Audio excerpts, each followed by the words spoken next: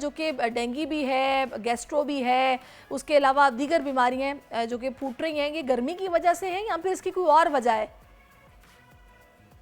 ہمارا ایک المیہ ہے کہ جتنی امپورٹنس ہم نے کووڈ کو دی وہ اتنی اہمیت ہم اپنی بیماریوں کو نہیں دے پا رہے ہیں، اور یہی بیماریاں جس طرح آپ بتا رہی ہیں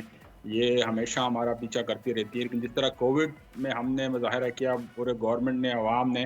اسی طرح مظاہرہ ہم ہر بیماری کے اگینسٹ ہمیں کرنا چاہیے، اس طرح کے ایس او پیز ہمیں اپنانے چاہیے۔ ابھی کرنٹ جو ایپیسوڈ چل رہے گرمی کی وجہ سے کافی پیٹ کی بیماری ہے، اس سے زیادہ پھر یہ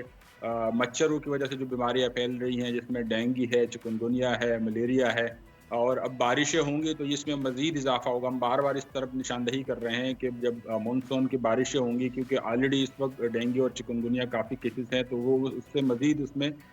تیزی آئے گی۔